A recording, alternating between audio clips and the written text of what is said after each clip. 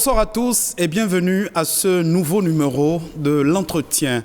Plus d'une trentaine d'années déjà que plusieurs générations d'éminents cadres sortent chaque année des établissements privés d'enseignement supérieur, nantis de diplômes et mis à la disposition de l'administration béninoise et des entreprises. Aujourd'hui, le défi primordial des écoles privées d'enseignement supérieur est de parvenir à former des hommes et des femmes capables de travailler à la construction d'un Bénin prospère dans les domaines de l'agriculture, de la technologie, des sciences, de l'invention, de l'économie, et la liste n'est pas exhaustive. Aujourd'hui, est-ce que toutes les universités privées ont les attributs d'une université de développement? Existe-t-il un mécanisme pour contrôler la qualité des enseignants et des offres de formation dans l'enseignement supérieur? Autant de questions auxquelles l'invité de cette émission, Théophane Ayi, enseignant et membre du Conseil national de l'éducation CNE, va tenter d'apporter des éléments de réponse. Bonsoir Théophane Ayi. Bonsoir. Merci d'avoir accepté notre invitation. Tout le plaisir est à moi.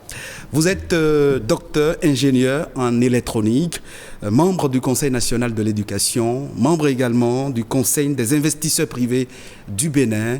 Quand on a toutes ces qualités, ce profil, comment se sent-on après une trentaine d'années dans le système d'enseignement supérieur du Bénin? Alors, ma foi, je crois qu'on se sent très bien et on se sent rehaussé dans la mesure où l'enseignement supérieur privé a été créé par nous en 1992. Et comme vous le dites si bien, ça fait 30 ans que nous l'avons imaginé, conçu et réalisé afin de contribuer au développement de notre pays, et nous en sommes très très fiers. Vous êtes fiers, vous mettez en valeur cette fierté. Est-ce que tout va bien? Non, tout ne va pas du tout bien. Mais nous mettons en valeur, en évidence cette fierté, parce que nous persistons et persévérons pour améliorer la qualité et la croissance de notre bébé. À 30 ans, il n'est pas encore assez grand. Et il faudrait qu'on travaille à cela.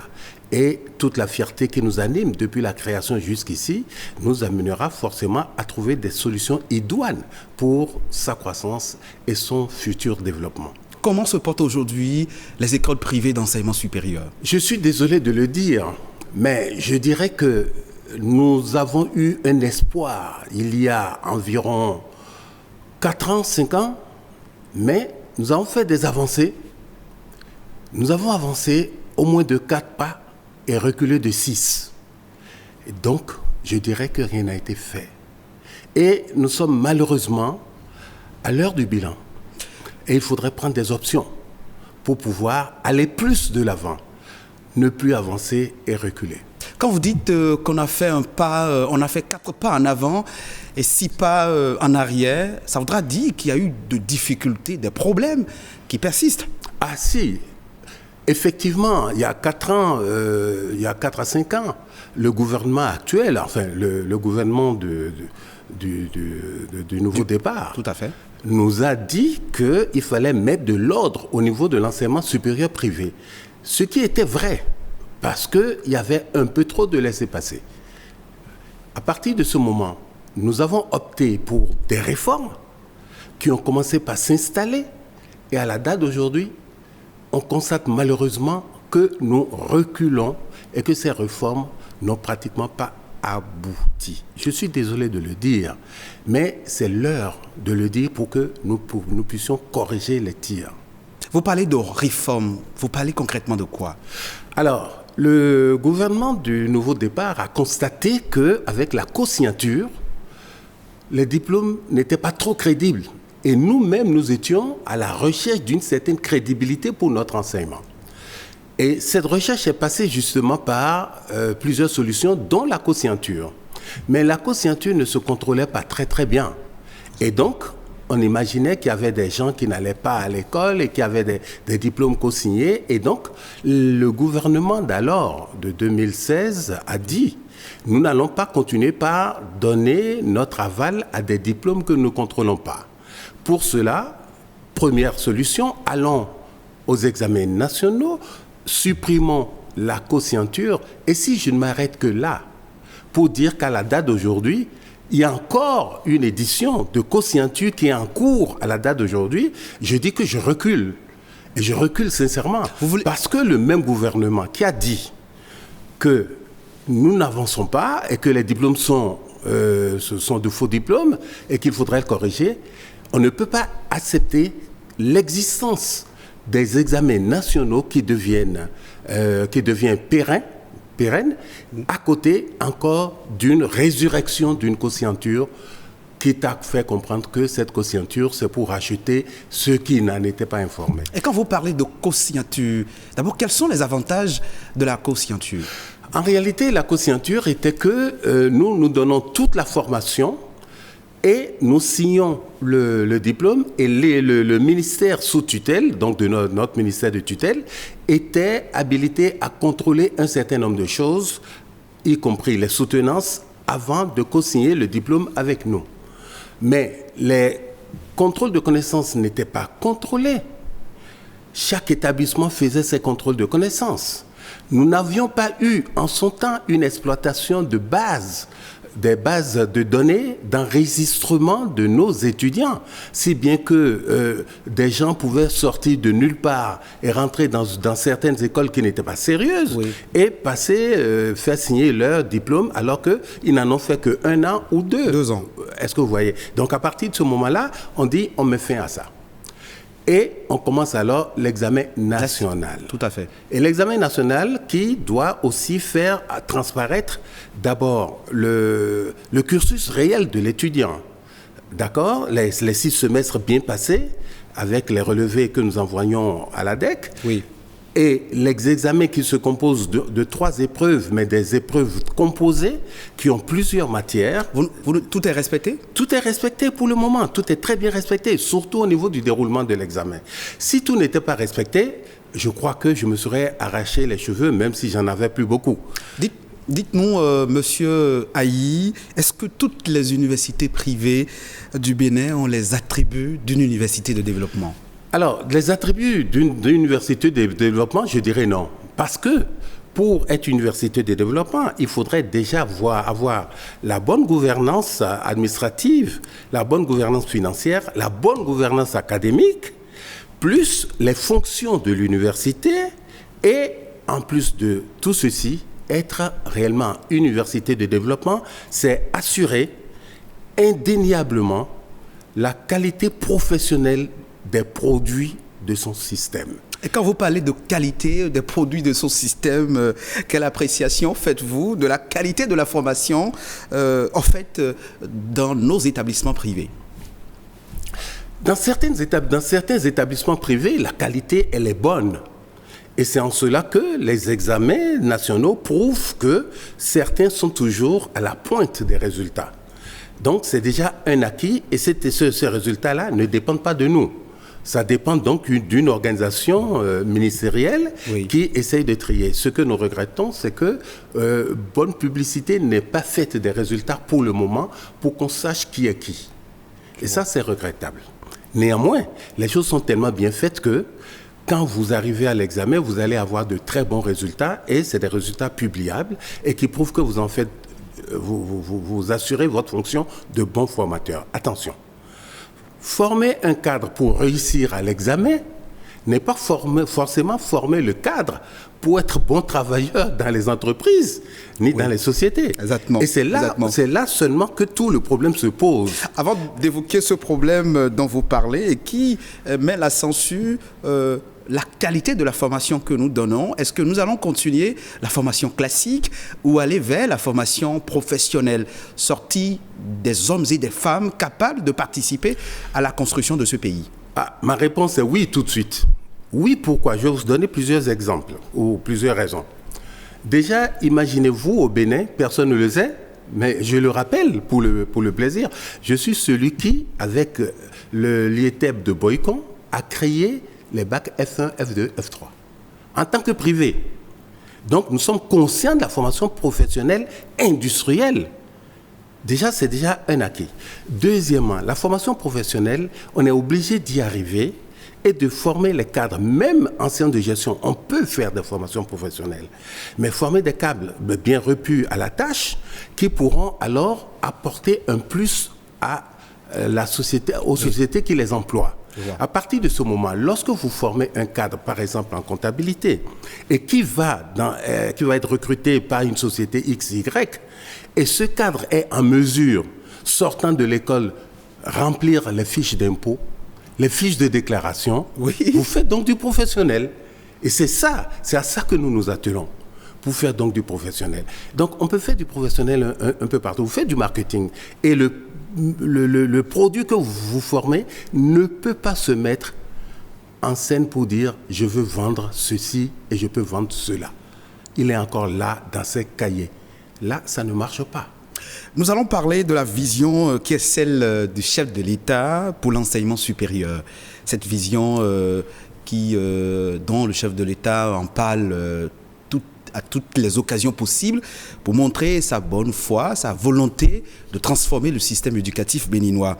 Avoir un système éducatif performant qui est réellement au service du développement socio-économique, un système qui forme des apprenants au haut niveau, orientés vers la pratique sur le terrain. Quelles sont, selon vous, ou à votre avis, les filières porteuses d'emploi dont le Bénin a besoin aujourd'hui? Les filières porteuses, je dirais que, du point de vue filière porteuse, ce seraient les vraies filières de développement. Mais le développement n'est pas inclusif, pas du tout. Vous regardez par exemple... Ce qui est inclusif, c'est quoi? Ce qui est inclusif, si vous voulez, c'est la formation professionnelle qui ne tiendra pas compte de l'environnement de son exercice. C'est ça qui est plutôt inclusif. Alors, si nous voulons bien faire les choses, au niveau de ce développement que prône le chef de l'État, on est obligé de le suivre et d'appliquer et d'aller directement dans ce créneau-là. Pourquoi? Le Bénin, du point de vue historique, n'a formé que des cadres au niveau de l'administration et à la limite du commerce pendant des siècles. Exactement. Or, l'administration et autres, ça développe, je suis d'accord, mais ça ne développe pas un pays du point de vue liberté industrielle, liberté économique, rajout de plus-value, ça ne développe pas. Ce qui va ramener des plus-values, c'est les possibilités de transformation. Et quand vous parlez de transformation, est-ce qu'il faut s'engager sur le terrain de l'agronomie, des filières qui touchent l'agriculture? En premier lieu, il est obligatoire et indispensable de toucher à ces filières. Pourquoi? Si vous ne le faites pas, d'abord, vous devez former vos cadres de façon à ce qu'ils aient un niveau acceptable, capable de copier un brevet, capable de copier un produit comme l'ont fait les Japonais, et capable de produire sur sa propre imagination des outils de transformation, des choses que nous importons. Imaginez, nous cultivons du café. Qu'est-ce qui nous empêche de faire du café moulu? Pour qu'on soit encore attaché à l'importation du café. Et ça, ce n'est qu'un exemple. Il y a plein d'exemples que nous pouvons le faire. Et je vous rappelle, pour mémoire, le café de Niaouli, par exemple. Ça a existé dans ce pays. Donc, nous pouvons donc transformer. Les jus d'ananas, il ne faut plus que ça revienne de là-bas. Nous avons des gens capables de concevoir. Il faut que nous ayons des gens capables de concevoir ces organes, ces appareils de transformation. Oui. Et c'est en cela que nous allons voir les filières à toucher pour que ça marche. Les filières à toucher, c'est les systèmes industriels, l'électronique, la mécanique, l'agronomie, tout ce qui concerne les sciences et techniques ou technologies comme vous avez cité. Oui. Et c'est à partir de là que nous allons associer les autres filières porteuses. Si vous produisez, vous transformez et vous produisez et vous n'arrivez pas à vendre, qu'avez-vous fait? Qu'est-ce que vous voulez dire par là? On va aussi avoir des filières de marketing, de vente. Tout à fait. Et d'ailleurs, et spécialiser les gens. Tout à fait. Dans les piliers même du gouvernement, quand vous regardez de plus près, le marketing et les forces de vente constituent un axe prépondérant. Si vous ne pouvez pas vendre dans un pays, c'est pas bon. Il faut produire et pouvoir vendre. On ne va pas produire et garder pour nous. Donc, il faut donc maîtriser toutes les techniques et même les techniques nouvelles de vente qui aborderaient donc le marketing numérique et tout ce qui s'ensuit pour que nous soyons à la mode. Nous devons attraper la technologie là où elle est. Les gens savent faire des plaques solaires. Oui. Pouvons-nous faire aujourd'hui des plaques solaires sans recommencer au début? Il n'y a pas que les plaques solaires. quels sont, du point de vue thermique, l'exploitation du solaire du point de vue thermique que nous pouvons faire. Tout ceci doit être enseigné à nos apprenants de façon à ce qu'ils s'en sortent pour être de bons applicateurs de ces systèmes-là. Et quand vous parlez, quand vous dites que tout doit être enseigné à nos apprenants pour qu'on ait des acteurs clés du tissu économique, que gagne le Bénin a fait l'option des universités spécialisées dont l'offre de formation est adaptée, disais-je, à l'offre du marché de l'emploi. Quand vous prenez par exemple l'Institut d'Abomey, c'est une université thématique qui va très bien dans la vision du chef de l'État et dans la vision de ce que nous disons. Vous n'irez pas voir des sciences de gestion à l'Institut à Abomey. Vous n'irez voir rien d'autre, il n'y a pas de droit là-bas. Mais seulement, biologie moléculaire, on va retrouver là-bas, la télécommunication est là-bas, l'électrotechnique est là-bas, l'électronique est là-bas, tout ce qui porte le développement industriel d'un pays. Le Bénin est très avancé du point de vue du commerce, de l'administration, tout ce qu'on veut.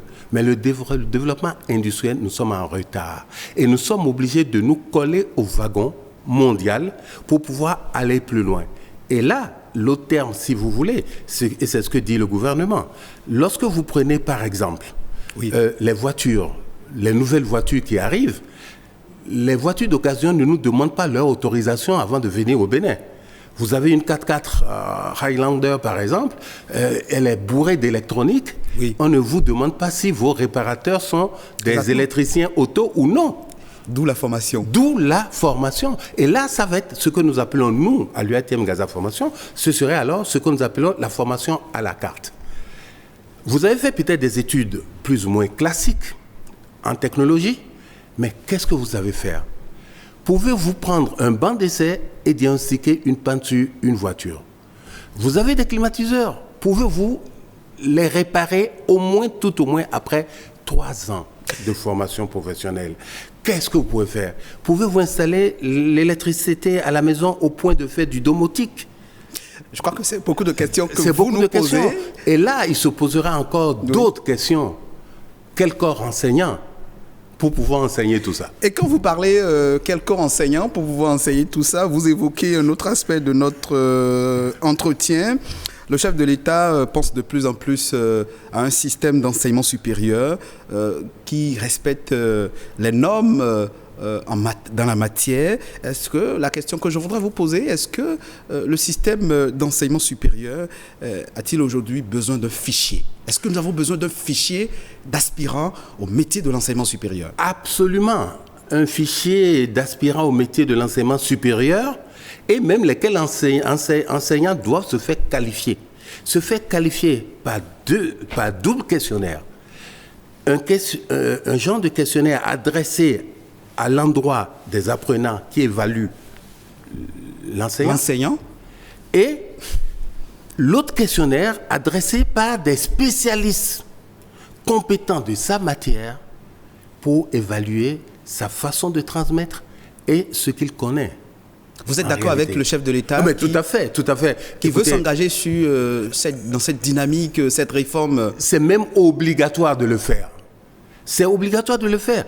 On peut se fatiguer à devenir TESA après TESA, docteur et tout ce qu'on veut, maître de conférence, tout ce que vous voulez, et être toujours un mauvais enseignant. Il nous faut 2 qualifications. Le rendu de ce que nous avons et ce que nous faisons par nos apprenants et ce que nous continuons de connaître par des pairs qui sont plus compétents que nous. Il le faut. Si on ne le fait pas, l'enseignement supérieur va végéter. Ailleurs, que fait-on dans l'enseignement supérieur? C'est la recherche qui assure la continuité de la formation au niveau de l'enseignement supérieur. Et la recherche va avec l'innovation. La recherche va très bien avec l'innovation. Et quand vous faites de l'enseignement sans la recherche, vous n'évoluez pas. Il faudrait que vous vous mettez tout le temps, vous mettez en question, que vous cherchiez à améliorer dans votre domaine. Et c'est là où vous découvrez les nouvelles méthodes que les autres fonds utilisent dans leur pays et vous les remettez comme expérience de classe dans vos cours. Voilà.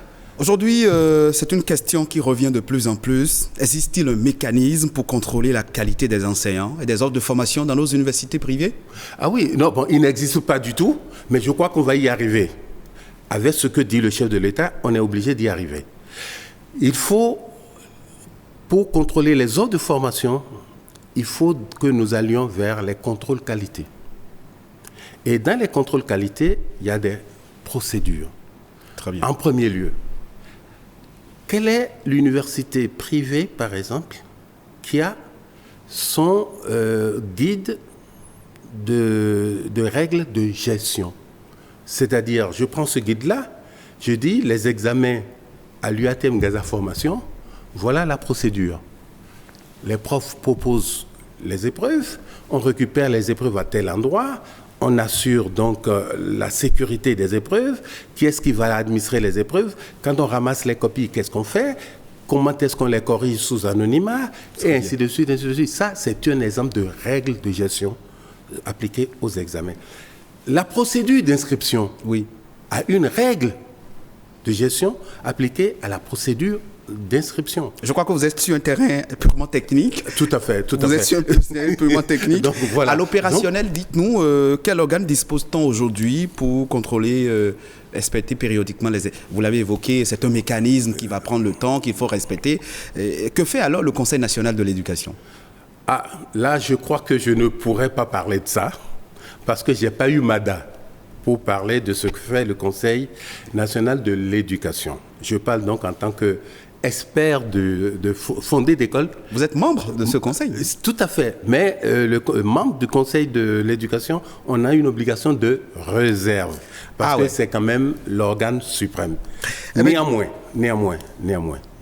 lorsque je suis un fondé d'école, nous sommes d'accord, et que je fais 30 ans dans le métier, je vois après moi, parce que ce qui a poussé les premiers à faire l'école, ce n'était pas le gain de l'argent. Oui. Pas du tout. C'est le gain de faire mieux que le public. Parce que moi, j'étais enseignant à Bomé-Calavi. Et si je ne voulais pas faire mieux que Calavi, je ne serais pas là. Ça, c'est le premier point. Mais par la suite, les gens ont pensé qu'on gagne beaucoup d'argent et sont venus. Et lorsque l'argent rentre dans le jeu, plus rien ne va. Et qu'est-ce que vous dénoncez par là, rapidement? Il faut purifier un peu le milieu. Il faut assainir le milieu. Il faut assainir le milieu parce que des gens viendront vous voir pour dire « Je veux un diplôme, j'ai que Bac plus 2, je veux un diplôme Bac plus 3, je ne veux pas faire l'année, prenez 400 000, 500 000 et donnez-moi mon diplôme. » Où est-ce qu'on va avec ça? Ça se passe? Ah si, ça se passe quelquefois. Maintenant, même actuellement, pour les examens nationaux, nous avons des gens qui sont des chercheurs c'est des gens qui recherchent de l'argent, le gain facile, qui recrutent. Et c'est affiché dans toute la ville. Recrutons pour répétition répétition pour la licence, répétition pour ceci ou cela, et on va vous présenter à l'examen. Et quand ils recrutent des gens comme ça, n'ayant pas d'école, ils vont voir d'autres écoles qui prennent les candidats et qui les présentent. Ces écoles qui prennent les candidats, alors qu'ils n'ont pas été chez eux, sont des fausseurs. Vous évoquez un autre problème du système éducatif. Tout à fait. C'est un problème crucial. Mais bien sûr. Et il faudrait maintenant, comme vous le dites, que l'opérationnel s'en occupe. C'est-à-dire le CNE? Non, justement. Là, je peux en parler. Le CNE n'est pas à l'opérationnel. Très bien. Les ministères sont à l'opérationnel. Vous comprenez? Donc, c'est les ministères qui doivent contrôler et résoudre ces problèmes-là. Nous, avant que le CNE n'arrive, ça fait plusieurs fois qu'on a soulevé à notre ministère que des gens qui ne vont nulle part dans aucune école viennent se présenter à des examens par le biais d'autres écoles qu'il faudrait fermer. Le mot n'est pas fort, il faudrait les fermer. Nous tendons tout doucement à la fin de notre entretien. Dernière question, que devrait être le rôle du CAMES dans l'assainissement de l'enseignement supérieur? Le rôle du CAMES dans l'enseignement supérieur n'est qu'un rôle d'accompagnement. Un rôle d'accompagnement en ce sens que, comme je le disais tout à l'heure, le CAMES nous a mis à notre disposition des cours de formation pour nous les membres fondateurs et pour nos professeurs, si vous voulez. Et à partir de ce moment-là, nous avons suivi tout récemment même des séminaires pour tendre vers les contrôles qualité et puis tout ce qui s'ensuit. Donc c'est un rôle d'accompagnement. C'est vrai qu'il ne faudrait pas laisser de côté le système d'homologation des filières pour les universités. Quand même, après tant de métiers, on a eu une certaine expertise et on peut quand même se dire, et l'âge aidant, on n'a pas besoin d'argent venant de tout horizon. Non, on peut faire correctement la formation comme cela se doit. Et donc, moi je dirais, l'opérationnel doit pouvoir se mettre dans le jeu. Très bien. Pour pouvoir déjà commencer par sanctionner ce qui est sanctionnable. Votre mot de la fin? Le mot de la fin, c'est que j'aurais souhaité que le second mandat de notre président soit un mandat plus fort dans les décisions de réforme universitaire. J'ai personnellement l'impression que la volonté du président y est, mais la mise en application ne suit pas. Je ne comprends pas pourquoi à la date d'aujourd'hui, une grande campagne va être faite pour ramener la co-signature une dernière fois, alors que nous sommes déjà dans des examens depuis 4 ans. Merci Théophane Ayi. Je rappelle que vous êtes enseignant, vous êtes membre du Conseil national de l'éducation, membre également du Conseil des investisseurs privés du Bénin, docteur ingénieur en électronique. Merci infiniment d'être passé sur le plateau de BB24. Chers téléspectateurs, on retient donc de notre échange.